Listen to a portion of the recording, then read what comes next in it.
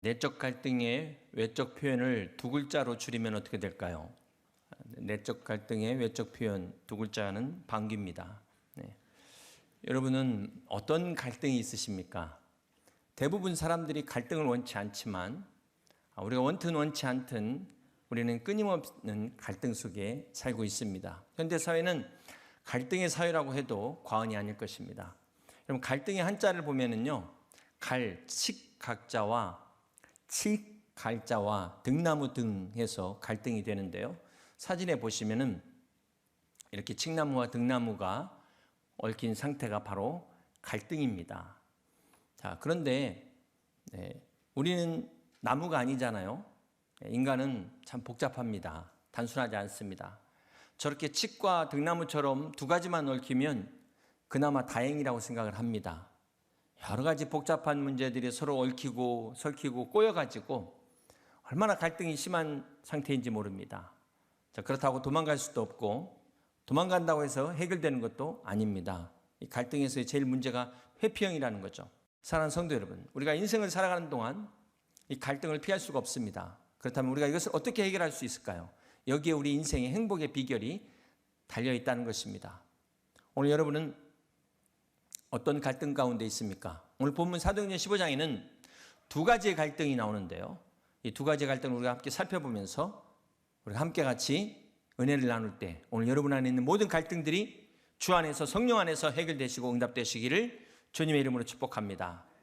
첫 번째 갈등은 안디옥 교회의 갈등인데요. 우리 본문 1절과 2절을 다시 한번 교독하겠습니다. 어떤 사람들이 유대로부터 내려와서 형제들을 가르치되 너희가 모세의 법대로 할례를 받지 아니하면 능히 구원을 받지 못하리라 하니 바울 및 바나바와 그들 사이에 적지 않은 다툼과 변론이 일어난지라. 자, 지금 본문에 유대에서 온 사람들과 바울과 바나바 사이에서 이 적지 않은 다툼, 큰 다툼이 갈등이 일어났다는 것입니다. 이 내용이 유대로부터 온 사람들이 뭐라고 주장하냐면 모세의 법대로 할례를 받지 않으면 구원받을 수 없다라고 주장하는 거예요. 그래서 이 문제로 인해서 안디옥 교회에 심각한 다툼, 즉 갈등이 일어난 것입니다. 자, 이 당시 초대교회 안에는 기독교를 개종한 많은 유대인들이 있었습니다. 자, 그들은 기독교를 개종했음에도 불구하고 여전히 구약의 율법을 지키는 사람들이었습니다. 자, 이들은 이방인이 구원받는 것도 좋다, 성령 받는 것도 좋다. 그러나 모세의 법대로 할례도 받아야 된다. 그렇지 않으면은 구원받지 못한다라고 주장한 것입니다. 자, 이것 때문에 안디옥 교회에 갈등이 생겼는데요. 그렇다면 왜 이들은 이방인들에게도 할례를 받아야 된다고 주장을 했을까요? 여러분, 할례가 무엇입니까?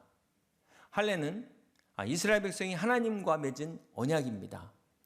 창세기 17장에 보면 하나님께서 아브라함에게 언약을 맺으시면서 할례를 받으라고 명하셨기 때문에 이스라엘 백성들은 할례를 받아야 된다, 이렇게 주장을 하는 것입니다. 이방인들도 할례를 받아야만 구원을 받을 수 있다라고 이야기를 한 것이죠. 자, 이 문제로 인해서 안디옥 교회가 두 쪽으로 나눠진 거예요. 율법이냐 은혜냐, 은혜냐 율법이냐, 갈등이 생긴 것입니다.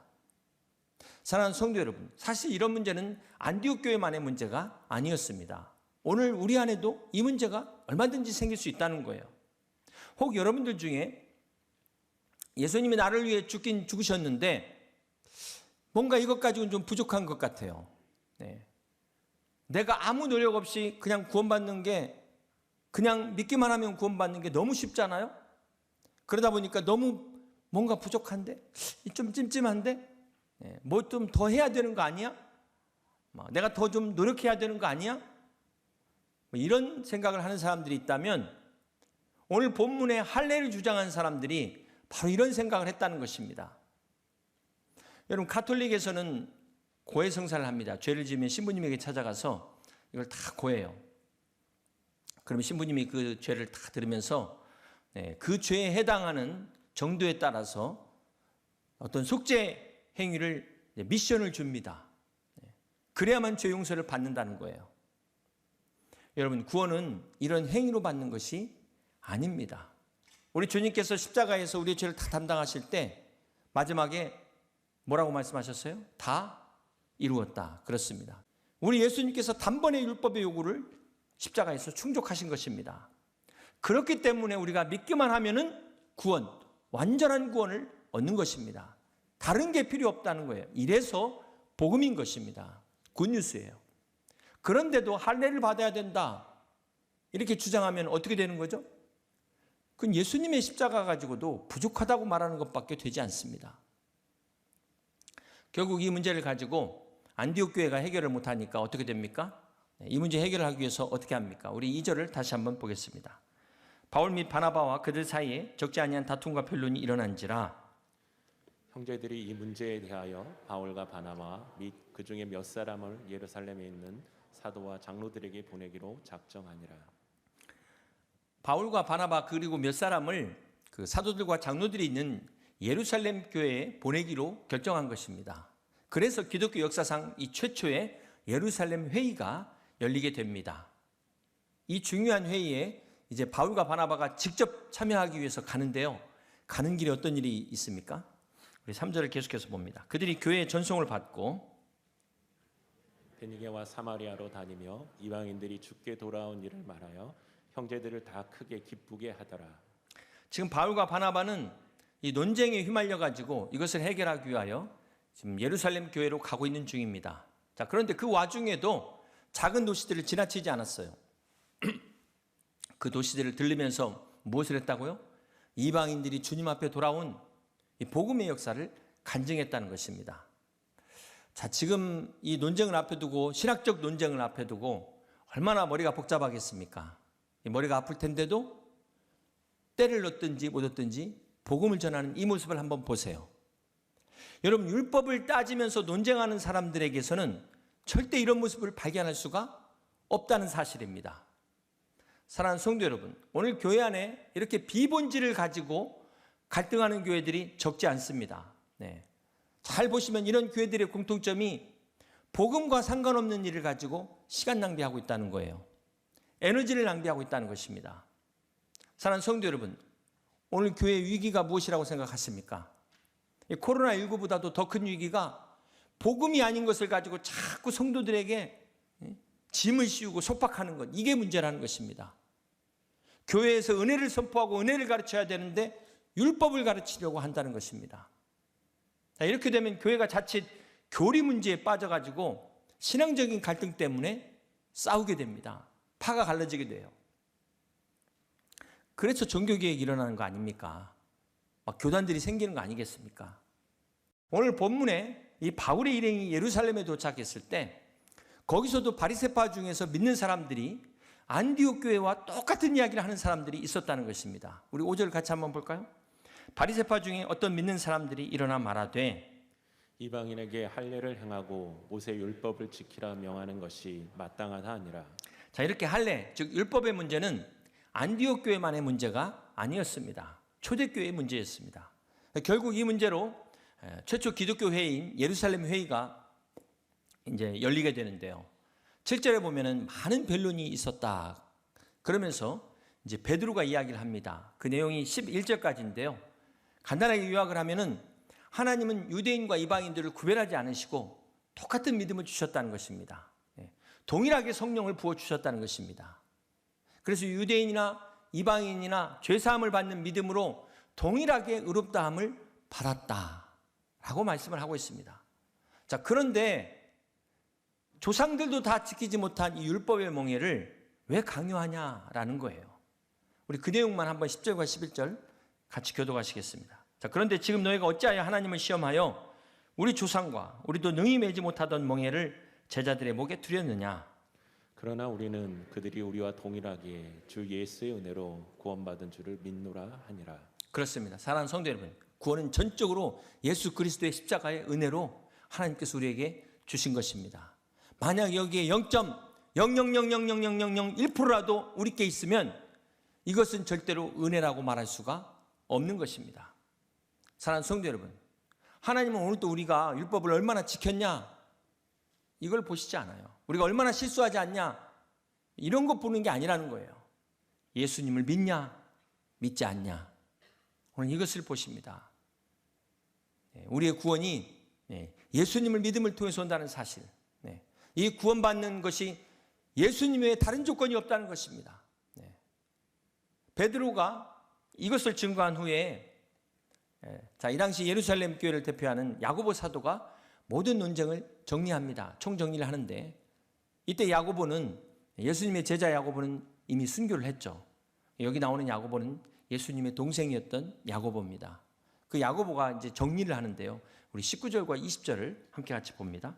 그러므로 내 의견에는 이방인 중에서 하나님께로 돌아오는 자들을 괴롭게 하지 말고 다만 우상의 더러운 것과 음행과 목매어 죽인 것과 피를 멀리하리라고 편지하는 것이 옳으니. 자, 야고보가 이 많은 논쟁을 정리하면서 더 이상 할례 문제로 율법 문제로 괴롭게 하지 마라.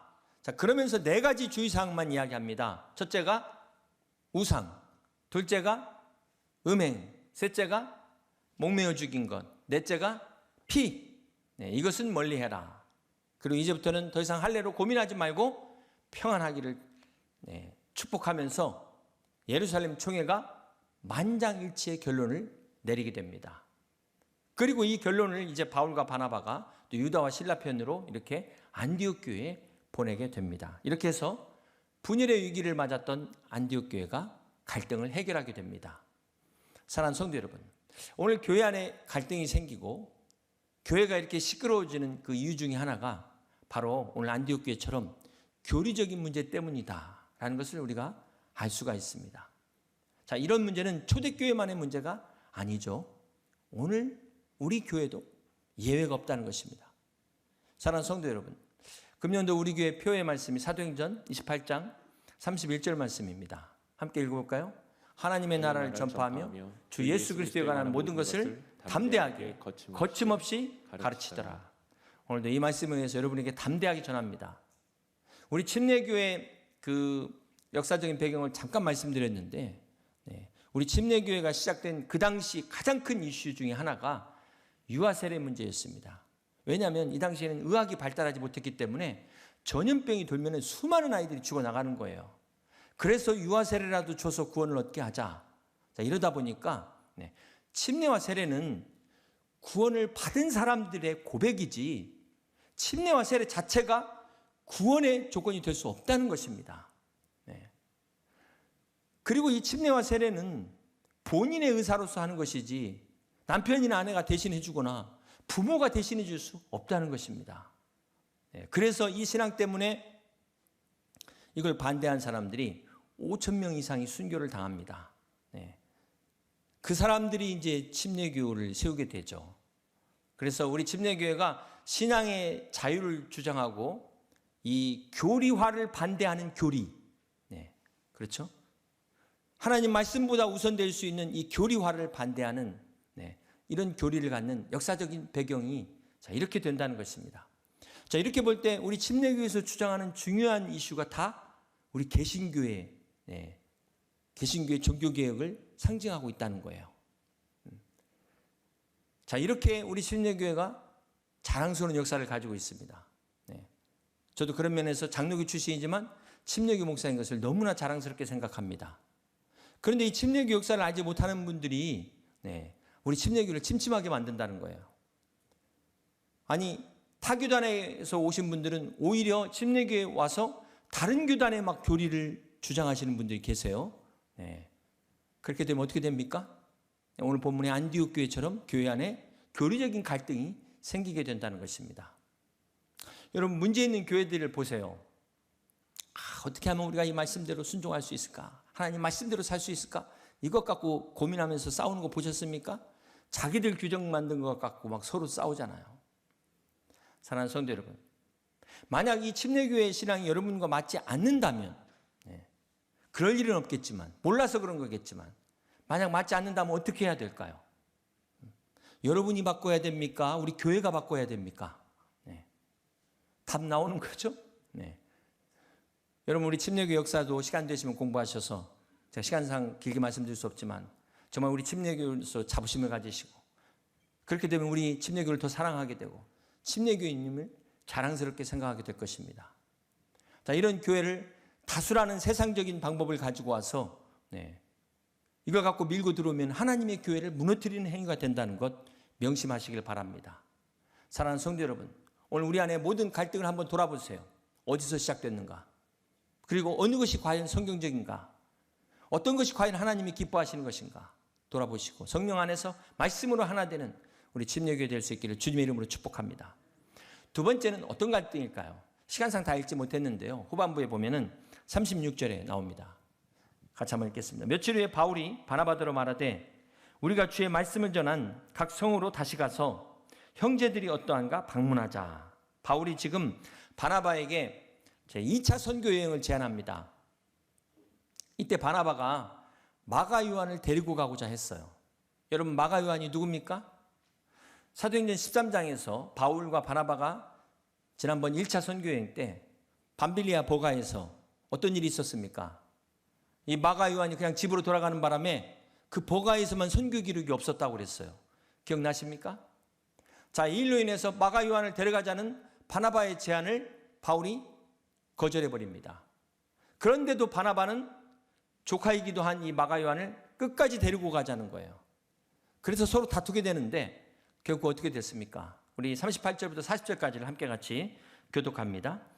바울은 밤빌리아에서 자기들을 떠나 함께 일하러 가지 아니한 자를 데리고 가는 것이 옳지 않다 하여 서로 심히 다투어 피차 갈라서니 바나바는 마가를 데리고 배 타고 그보로로 가고 바울은 신라를 택한 후에 형제들에게 주의 은혜의 부탁함을 받고 떠나. 오늘 본문에 보면 바울과 바나바가 서로 심하게 다투었다 그랬는데요. 이게 점잖게 표현된 말이지 대놓고 싸웠다는 이야기입니다.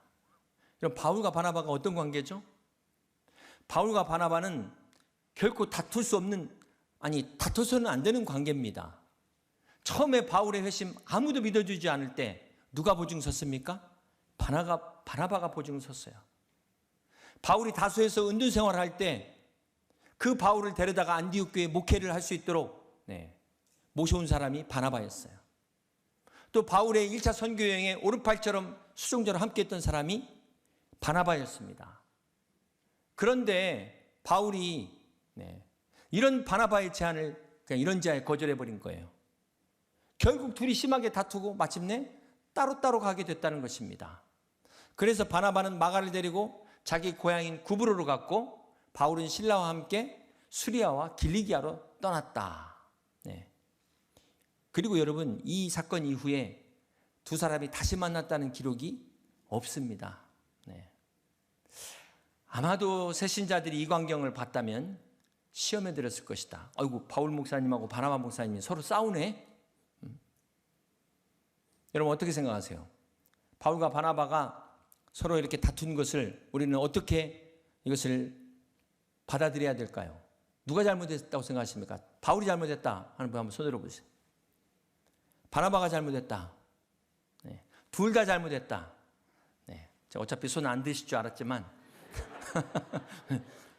여러분 중요한 사실은 누구 잘못이다라기보다도 바울도 인간이고 바나바도 인간이기 때문에 다툴 수 있다는 겁니다. 그래서 그런데 앞에 안디옥 교회 문제와는 다르죠. 신앙적이나 교리적 문제가 아니었어요. 이것은 어떤 문제였을까요? 성격의 문제입니다. 대부분 사람들의 성격을 이제 크게 우리가 MBTI도 있지만 크게는 한 두 가지로 나눈다면은 일 중심과 관계 중심으로 나눌 수 있습니다. 일 중심의 사람은 목표 지향적이기 때문에 결과를 중요시 여겨요. 그런데 관계 중심의 사람들은 사람과의 관계가 중요하기 때문에 이 과정도 중요하게 여깁니다. 그러다 보니까 매사에 안 맞아요. 매사에 부딪힙니다. 이 바울은 일 중심이었고 바나바는 관계 중심이었어요. 그러니까 사실상 1차 선교여행 갔을 때 사람은 그 여행을 가보면 알잖아요. 아마 보이지 않는 성경은 기록 안 되어 있지만 많이 몇 번 때려칠 거 참았을 것 같아. 여러분 대부분 남자 여자의 차이가 어디서 오냐면 남자들은 일 중심입니다. 근데 여자들은 관계 중심이에요. 그러다 보니까 이게 서로 안 맞아요. 그래서 부부 싸움은 필연적인 것이다. 혹시 부부가 싸우지 않는다? 그게 비정상이에요. 여러분 아편전쟁의 기원이 어디서 시작되냐면 아내와 남편에서부터 시작된 게 아편전쟁의 기원이라는 거예요. 그러다 보니까 이 배드 타임이 돼가지고 맨날 싸우는데 싸우는 게 문제가 아니라 잘 싸우는 게 중요하다. 잘 싸우는 거는요 나 혼자 이기는 게 아닙니다. 제가 오늘 싸워갖고 이겨보세요. 내일 아침에 제대로 반찬이나 나오겠습니까? 그건 이기는 게 아닌 거지. 그러니까 윈윈하는 게 진짜 이기는 거예요. 윈윈하는 게. 인간관계가 이 갈등이 떠날 날이 없는 게 가정에서 부모와의 부부간의 자녀 문제 아니라 또 밖에 나가면 얼마나 많은 또 성도 안에서도 마찬가지잖아요.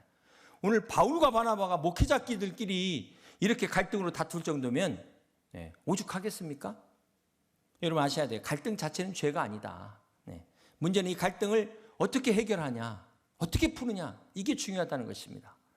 그래서 바울과 바나바는 서로 성격이 달랐기 때문에 이제 어쩔 수 없이 각자 자기의 길을 선택합니다. 근데 그 결과 어떻게 됐어요?